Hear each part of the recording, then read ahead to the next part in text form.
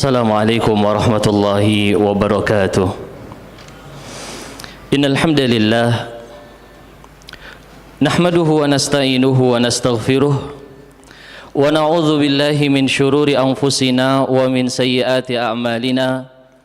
May yahdihillahu fala mudilla lahu wa may yudlil falan tajida lahu waliyan mursyida. Wa asyhadu an la ilaha illallah wahdahu la syarika lahu wa asyhadu anna Muhammadan abduhu wa rasuluh la nabiyya ba'dah. Amma ba'd, ma'asyiral muslimin wal muslimat, jamaah sidang salat asar yang dimuliakan Allah.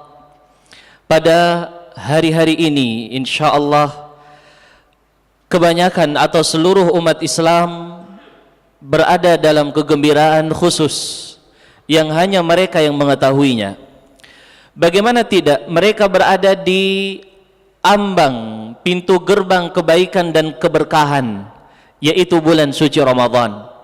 Sebagai seorang muslim patut dia berbangga untuk bertemu dengan bulan tersebut. Rasulullah sallallahu alaihi wasallam, kalau beliau akan berjumpa dengan bulan suci Ramadan, beliau memberitahu berita gembira itu kepada para sahabat. Di antara yang beliau beritahukan kepada para sahabat, beliau mengatakan, qad ja'akum Ramadan, qad ja'akum Ramadan. Akan datang kepada kalian bulan Ramadan, akan datang kepada kalian bulan Ramadan. Diulang oleh Nabi alaihi salatu wassalam. Lalu Nabi mengatakan, syahrun tuftahu fihi abwabul jinan wa tughlaqu fihi abwabun niran wa suffidatis syayatin. Bulan yang dibuka pintu surga dan ditutup pintu neraka dan dibelenggu syaitan-syaitan. Ini tentunya adalah berita gembira kepada setiap orang yang merindukan ketaatan dan kebaikan. Pintu surga dibuka, pintu neraka ditutup. Jamaah yang dimuliakan Allah Azza wa Jal, kemuliaan bulan suci Ramadan ini mampu menjadikan penghapus dosa yang telah dia lakukan. Di dalam hadis yang diriwayatkan oleh Al-Imam Al-Bukhari dan Muslim dari Abu Hurairah radhiyallahu an, baginda Nabi SAW bersabda, man shoma ramadhana imanan wa ihtisaban ghufira lahu ma taqaddama min dzambih. Siapa yang dia puasa di bulan suci Ramadan karena iman, ikhlas, karena ihtisab, ingin mendapatkan pahala dari Allah, maka Allah akan ampunkan baginya dosa yang telah lewat. Namun para jamaah yang berbahagia, atau ada satu bab yang sangat penting yang ingin kita singgung pada majelis kita di sore hari ini. Kemuliaan Ramadan, keberkahan Ramadan, ampunan yang ada di bulan suci Ramadan tidak akan kita dapatkan semudah kita membalikkan tangan. Tetapi itu butuh pengorbanan. Oleh karena itu Nabi SAW pernah memberitahu, rubba saim la yajidu min saumihi illal ju' wal atas. Jadi ada orang yang dia puasa, para jamaah, puasa dia di siang hari, dia menahan haus, dahaga, tidak makan, tidak minum, tidak berhubungan badan. Tetapi kata Nabi, la yajidu min saumih, dia enggak mendapatkan pahala puasa dia illal ju' wal atas, kecuali haus, dahaga. Pahala tidak, ampunan tidak ada, keberkahan tidak ada, semua kosong. Kenapa ini terjadi? Karena dia berpuasa tetapi seakan-akan dia tidak berpuasa. Bagaimana ini bisa terjadi, jamaah yang dimuliakan Allah? Penjelasannya adalah demikian. Orang yang dia itu berpuasa, maksud dari puasa itu adalah untuk merealisasikan takwa. Ya ayyuhalladzina amanu kutiba alaikumus siyam kama kutiba alal ladzina min qablikum la'allakum tattaqun. La'allakum tattaqun. Ini syahidnya. Wahai orang-orang yang beriman, diwajibkan kepada kalian puasa sebagaimana diwajibkan kepada orang sebelum kalian, agar kalian itu bertakwa. Jadi puasa itu berbanding lurus dengan takwa. Orang yang dia puasa dengan sebenar-benar puasa, dia akan bertakwa dengan sebaik-baik takwa. Maka orang yang dia puasa bukan hanya puasa zahirnya, batinnya juga puasa. Bukan hanya dia menahan pembatal-pembatal puasa, benar. Ada beberapa hal yang disepakati oleh ulama bahwa itu membatalkan puasa. Makan, minum, berhubungan badan dengan sengaja di siang hari di bulan suci Ramadan. Begitu juga haid dan nifas. Ini ijma' para ulama, termasuk seorang murtad. Adapun selain dari hal ini diperselisihkan oleh para ulama. Muntah apakah membatalkan puasa atau tidak, khilaf di antara para ulama. Berbekam juga sama, donor darah sama juga, khilaf di antara para ulama. Ada yang mereka membahas obat tetes mata, tetes telinga, tetes hidung, khilaf para ulama. Tetapi ini dia, makan, minum, jima', haid, nifas dan murtad. Ini dia jaga, tetapi dia tidak menjaga hatinya. Jamaah yang berbahagia, dia puasa zahirnya, batinnya tidak. Ini yang dikatakan oleh Nabi, la yajidu min saumihi illal ju' wal atas. Jadi dia cuma haus dan lapar aja, pahala kosong. Ini menunjukkan kepada kita jamaah petuah dari Nabi SAW yang sangat mulia. Beliau mengatakan, fa idza kana fi yaumi saumi ahadikum fala yarfuth wala yafsuk. Kalau orang sedang puasa, jangan dia mengatakan ucapan-ucapan kotor. Tak boleh.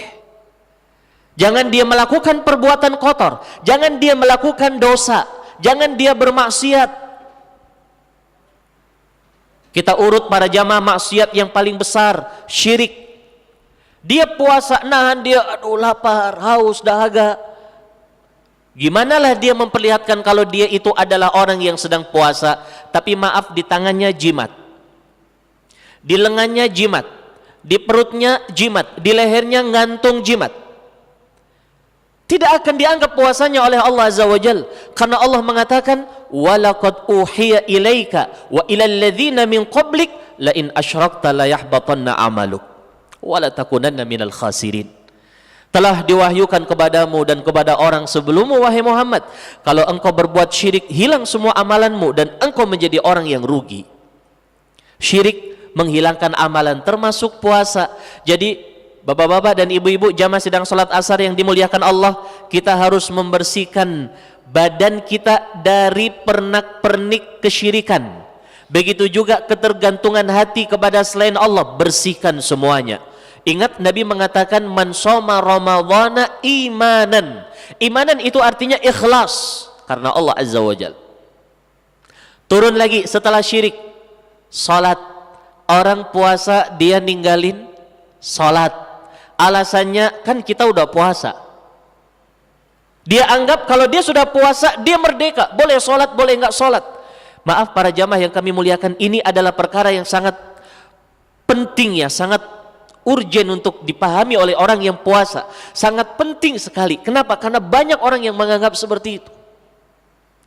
Karena dia itu, Masya Allah ya, ingin terlihat menghidupkan malam-malam bulan suci Ramadan, begadang jam 1, jam 2, jam 3. Lalu dia dengan sengaja, kita mendingan sahur jam 3 aja.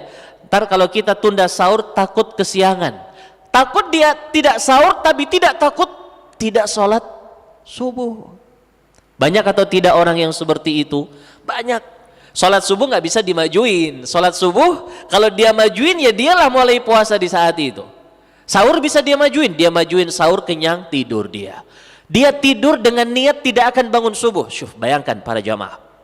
Ini tidak sedikit. Kalau sholat zuhur, alhamdulillah, sholat zuhur itu kalau di selain Ramadan kayak sholat maghrib, ya. Semua orang yang apapun profesinya pada ke masjid.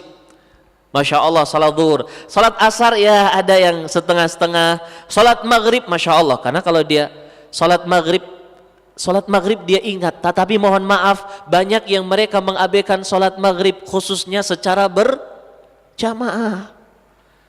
Alasannya sayang hidangan disediakan oleh istrinya. Makan. Sudah cuci tangan. Assalamualaikum warahmatullah. Udah ketinggalan sholat maghrib. Berarti dia meninggalkan sholat maghrib secara berjamaah. Laki-laki dia. Laki-laki itu sholatnya di masjid, bukan di rumah. Sholat isya juga mirip para jamaah. Orang lebih perhatian sholat tarawih daripada sholat isya. Dia mandi. Alah nggak apa-apa, udah azan, udah qomat isya. Yang penting tarawih nggak ketinggalan.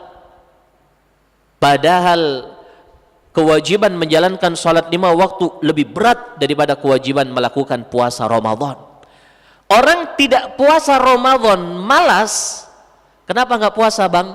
Malas. Malas dia jawabannya. Itu ijma para ulama, sepakat para ulama kalau dia itu muslim, tetapi berada dalam jurang kekufuran. Tapi kalau orang tidak sholat, ngapain kok nggak sholat? Malas. Itu para ulama berbeda pendapat para jamaah. Bahkan ulama 4 mazhab mereka berbeda pendapat antara memvonis dia muslim atau dia kafir. Banyak para ulama yang mengatakan dia kafir, banyak juga para ulama yang mengatakan dia muslim tapi berada dalam jurang kekufuran. Artinya meninggalkan sholat itu khilaf ulama, kafir atau tidak kalau dia malas. Tapi kalau puasa, dia meninggalkan puasa, ijma kalau dia malas dia masih muslim. Jadi para jamaah yang saya muliakan, ini diantara letupan-letupan kecil yang membuat pahala puasanya hilang. Nggak sholat, puasa nggak sholat, zakat, ya. Begitu juga ibadah-ibadah yang lain, maksiat-maksiat, ucapan-ucapan. Kadang kita itu teledor ya, ngomong asal-asalan. Dan subhanallah, perlu kita ketahui para jamaah ya, Ramadan itu bukan berarti setan itu dikurung, dikerangkeng, enggak. Setan juga masih ada, cuman dilemahkan kekuatan mereka karena kemuliaan bulan suci Ramadan. Jadi diikat syaitan itu bukan berarti syaitan nggak gentayangan. Buktinya di bulan suci Ramadan ada nggak maksiat? Hah? Ada, tetapi terminimalkan. Kenapa? Karena orang berada dalam nuansa kebaikan dan ketaatan kepada Allah Subhanahu wa taala. Jadi jamaah yang berbahagia, ini titik penting. Ya, seorang di dalam dia puasa, dia gunakan hari-harinya untuk kebaikan. Maka di antara yang dianjurkan oleh para ulama, pertama, orang yang puasa itu dia memperbanyak baca Al-Quran. Karena kalau mulutnya nggak dia gunakan untuk baca Quran, itu nanti akan digunakan untuk ngomong-ngomong yang nggak jelas.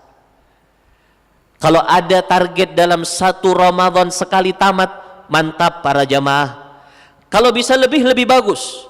Imam Syafi'i, Imam Ahmad, kalau mereka masuk Ramadan, mereka menamatkan puluhan kali. Imam Syafi'i 30 kali selama bulan suci Ramadan, dan dalam riwayat yang lain lebih. Imam Ahmad begitu, Imam Malik begitu juga. Padahal kalau kita baca Quran biasa, para jamaah, kita itu nggak boleh menamatkan bacaan Quran kurang dari 3 hari. Kalau bapak-bapak, ibu-ibu baca Quran di selain Ramadan, itu nggak boleh menamatkan bacaan Quran kurang dari 3 hari. Dilarang oleh Nabi SAW. Kenapa? Kalau kita baca kurang dari 3 hari, hilang makna tadabbur ayat. Tapi dalam bulan suci Ramadan dikecualikan oleh para ulama. Baca.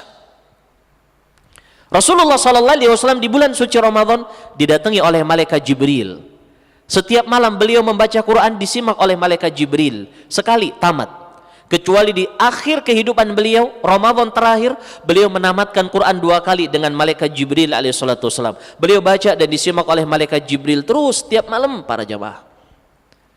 Memperbanyak baca Quran, ya. Di mana-mana, kalau bisa, ya, Quran itu masuk di kantong kita atau masuk dalam tas kita. Kalau terlalu gede, ambil ukuran yang kecil sedikit, tapi jangan bermudah-mudah pakai aplikasi HP.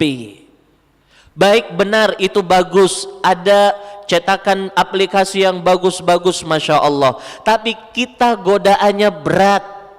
Baru baca sebentar tiba-tiba cering masuk notifikasi, dibuka enggak, akhirnya kalah dia imannya. Dibuka, setelah dibuka lihat ke Quran lagi, dibalas enggak, akhirnya kalah dia balas. Setelah dia balas masuk lagi pesan yang lain. Terus itu para jamaah. Jadi bagaimana kalau kita ceraikan HP kita di bulan suci Ramadan ini dengan cerai yang apa istilahnya, cerai setengah lah, jangan cerai penuh ya. Bukan talak 1 tapi talak setengah. Gimana caranya? Kita simpan HP kita di waktu-waktu tertentu kita dengan Al-Quran. Coba bayangin kita baca Al-Quran para jamaah dengan mushaf, 1 lembar demi 1 lembar. Siapa yang mau ganggu? Gak ada yang mau ganggu. Anak kita datang, pergi. Abi lagi baca.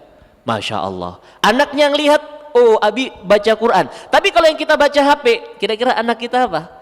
Oh, Abi saya tuh kalau Ramadan itu dia main HP, sibuk main HP, padahal dia sedang baca Quran. Difahami oleh anaknya lagi main HP.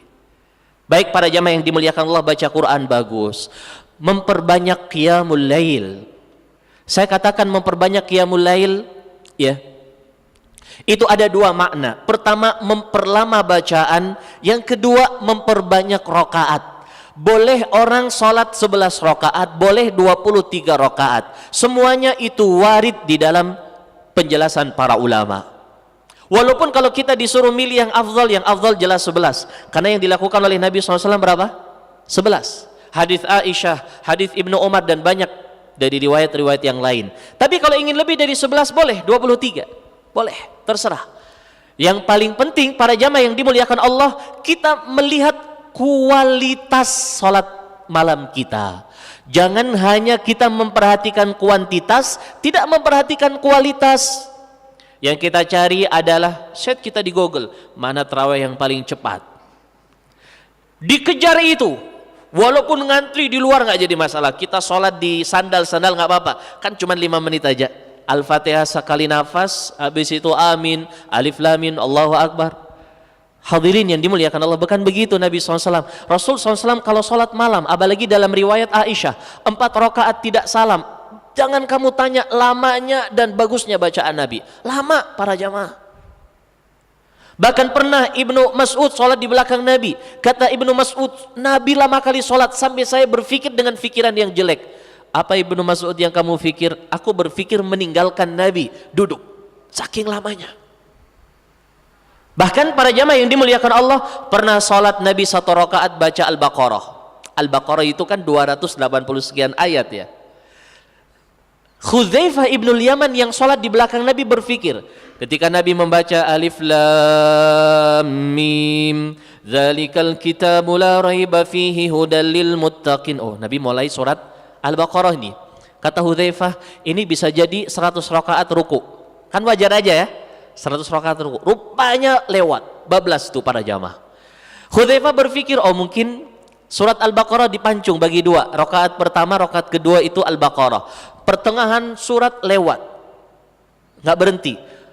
Hudzaifah berpikir, ini kelihatannya 200 rakaat ruku. Rupanya lewat lagi. Kata Hudzaifah, oh mungkin Al-Baqarah selesai beliau ruku. Habis Al-Baqarah disambung surat An-Nisa. Lompat An-Nisa. Habis An-Nisa surat Ali Imran sampai. Hudzaifah nggak mikir lagi. Kapan tamat, kapan selesai, kapan ruku lah. Salat aja beliau nggak berpikir lagi kapan beliau akan ruku. Ini Rasul Shallallahu Alaihi Wasallam. Ya para jamaah, minimal kalau kita nggak seperti Nabi ya, kita berusaha mencari masjid yang kita bisa khusyuk salat. Ya, khusyuk salat itu adalah konsekuensi dari ibadah di bulan suci Ramadan. Dan tentunya banyak para jamaah yang saya muliakan, tidak cukup waktu di kesempatan sore hari ini untuk kita mendiskusikan semuanya. Namun apa yang kita sebutkan barangkali bermanfaat untuk saya dan para jamaah semuanya. Demikian yang bisa kami sampaikan, semoga bermanfaat dan mohon maaf atas segala kekurangan. Subhanakallahumma wa bihamdik, asyhadu an la ilaha illa anta astaghfiruka wa atubu ilaih. Wassalamualaikum warahmatullahi wabarakatuh.